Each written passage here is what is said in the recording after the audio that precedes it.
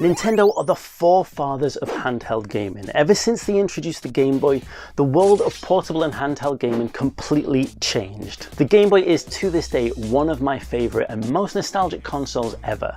And it's because of the Game Boy that I have such passion for handheld and portable gaming. So many hours of my youth were spent playing the Game Boy, whether it was in airports waiting, in my bedroom, wherever it was, I had my Game Boy with me and I was playing amazing video games. Something very distinct about the Game Boy and many handheld consoles since was that there were many games that were designed specifically for handheld and portable gaming.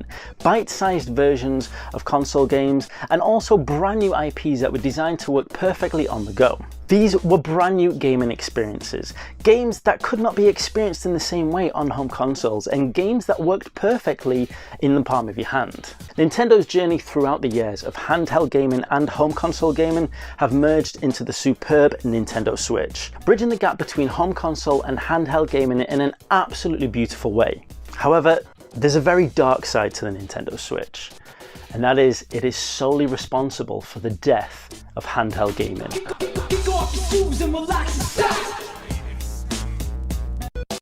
Now, if you love everything in the world of gaming, from modern to retro, and have a particular soft spot for handheld gaming as well, then you are in the right place, because here on the Chronic Spartan Show, we love everything in the world of gaming, and we have a particular soft spot for handheld gaming too. If that sounds like your kind of thing, then hit the subscribe button and ring the notification bell so you do not miss out on future content. Now, first things first, let's get this out the way, and I will repeat this as many times as I need to. I absolutely love the Nintendo Switch. I love it as a gaming platform, and I love it for how it's progressed the world of gaming. With the Switch, Nintendo have achieved something very few people thought was possible, and that's a wonderful blending of the world of the home console and handheld gaming market. As a matter of fact, the Nintendo Switch has been so successful that for the first time in decades, Nintendo no longer make a dedicated handheld gaming console. Now, I know the Nintendo Switch Lite exists, but the Nintendo Switch Lite is not a dedicated handheld gaming console in the same way that the Game Boy Advance and the DS series were. The Nintendo Switch Lite is a fantastic handheld console, but it basically takes a slice of the Nintendo Switch functionality and puts it into a single portable handheld gaming device, something that can't be docked in the same way that a standard Nintendo Switch can. The moment I heard that Nintendo were no longer creating a dedicated handheld gaming console, I was absolutely gutted. Because for me, that signified the end of this amazing era of handheld gaming that we've had. Now, I know a lot of you out there will say, how can that be possible? The Nintendo Switch is portable, it can be a handheld, and the Nintendo Switch Lite is a handheld. So yeah, handheld gaming isn't technically over in the world of Nintendo, but I would go so far as to say that Nintendo has struck such a blow that they've made a massive difference, and for me a negative impact in the world of handheld gaming. The problem is this: the Nintendo Switch does its job so well, its job of being a home console quality gaming system that can be taken on the go, which means that now all of the games available on the Nintendo Switch have the power and have the capability to be a full home console gaming experience. That is absolutely amazing, but it's completely removed the necessity for game developers to find these unique, new and interesting ways of developing games so that they work perfectly on a dedicated handheld gaming console. Now, some of you might say, well, that's better, isn't it? Because originally handheld gaming consoles were underpowered compared to the home console equivalents. And although that may be the case, although those consoles were technically underpowered, some of the games that came out of those consoles have been some of the best video games ever created for any console, whether it's been a home console or a handheld console. And my number one example of that, and possibly the best example of this entire episode, is Pokemon. We would not have Pokemon as we know it now if it wasn't for handheld gaming. If it wasn't for the pocketability and the limitations of the original Game Boy, Pokemon would have never been created, because Pokemon was created to be a game on the go. And that's why for so many generations we have never seen a mainline Pokemon game appear on a home console.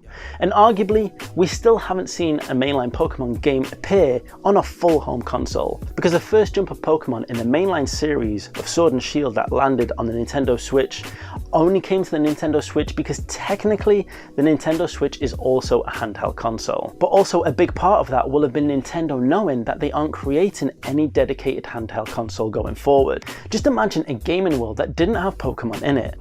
And for a lot of people, the transition of Pokemon from that wonderful top-down pixel art 2D game all the way up to the amazing 3D world in the Nintendo Switch isn't something they've particularly liked. A lot of people's nostalgia and a lot of people's favourite Pokemon games are still the ones that are on dedicated handheld consoles. But being underpowered hasn't always been an aspect of handheld gaming. As handheld gaming progressed through the Game Boy Advance, the Nintendo DS, 3DS and the PlayStation Vita, we started to see handheld gaming consoles that had comparative quality to the home consoles, with the best example being the PS Vita comparative to the PS3. So in this situation, we no longer really have the issue of a handheld console being underpowered compared to a home console. And although you could probably argue there is some negligible difference, it isn't big enough to warrant creating a completely different gaming experience. When we look at the PlayStation Vita, the thing that we notice is that the form factor and the design choices of the PlayStation Vita were specific to handheld gaming, and those design features then led on to some development decisions that created some of the best handheld games ever made. Gravity Rush is a game that was designed with the PlayStation Vita in mind. The hardware and the functionality that were included in the PlayStation Vita all fed into the design of Gravity Rush, and I'm pretty certain we would not have Gravity Rush now if it wasn't for the PlayStation Vita. Further on from that, we've got Silent Hill Book of Memories. Silent Hill, a fantastic series that had existed over many generations, yet its version on the PlayStation Vita was a completely different gaming experience, and a fantastic one that we probably wouldn't have had if it wasn't for the PlayStation Vita. A top-down, almost dungeon crawler style that worked much more naturally and nicely on a handheld console. Tearaway is another fantastic example of a game that was developed to show off the features of the PlayStation Vita, using the touchpad, the touchscreen, the camera and even the gyroscopic controls to make a fantastic video game. And okay, Tearaway and Gravity Rush have found their way onto the PlayStation 4, but they would have not existed if it wasn't for the handheld console PlayStation Vita. And moving on from the Vita, looking at the DS consoles and some of the fantastic games they brought to us, games like the Ace Attorney series or like the Professor Layton games as well. These are games that were designed with that handheld dual screen console in mind. The DS, the 3DS and the PlayStation Vita all brought with them fantastic features that existed because they were a handheld console. Arguably, we might not have had the Wii U if it wasn't for the DS consoles. These design features that you would not normally see in a home console system. And also the PlayStation 4 trackpad has almost definitely gotten its inspiration from the PS Vita. Now we come back to the Nintendo Switch. And the Nintendo Switch is a fantastic console, and it brings with it its own fantastic features in terms of home docking and detachable Joy-Cons. But all those features, all that functionality work perfectly for a home console system. There isn't really a lot of design features in the Nintendo Switch itself, and certainly not in the Nintendo Switch Lite, to make game developers try and think outside of the box to use these amazing different designs. There's no real design features in the Nintendo Switch, and certainly not the Nintendo Switch Lite, that make developers try and think outside of the box to make the most of those features. And the Nintendo Switch is so powerful in terms of a handheld gaming console, there's no need for developers to try and think of unique and interesting ways to change and to morph and to create new gaming experiences that work under those limitations. I am genuinely worried now that true handheld gaming is over, especially when it comes to the big three. Nintendo, Sony, and Microsoft never really set their foot in there anyway. So many of us out there are screaming and crying and hoping for a PlayStation Vita 2, but what hopes do we really have of a PlayStation Vita 2 when Nintendo aren't even designing a specifically unique and dedicated handheld gaming console? A console that has its own selection of games and its own library that are unique to it and unique to its features. All is not lost in the world of handheld gaming though. We have the Steam Deck coming up from Valve, which looks like an amazing handheld gaming PC. And on top of that, we have an absolute plethora of retro emulation handheld consoles coming out from China, with my personal favourite being the RG351 series. Furthermore, we have the potential that cloud streaming could bring to the world of portable and handheld gaming as well. But we still have the one issue remaining, that the future of handheld and portable gaming doesn't look to have these amazing, unique, bite-sized, wonderful gameplay experiences that we had from the Game Boy onwards. And I do think the Nintendo Switch is a huge part of that. Now, I said it at the beginning and I'll say it at the end.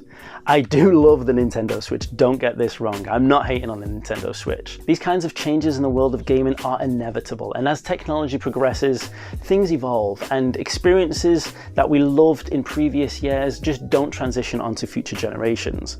And that's okay. That's why we love retro gaming. That's why we collect these games. As much as I'd love to still have these gaming experiences created, it just gives me so much more appreciation for the games that we do have in our retro gaming catalogs. Now, if you've enjoyed this episode and you like content like this, then don't forget to hit the subscribe button and ring the notification bell. Once again, thank you for watching and see you next time.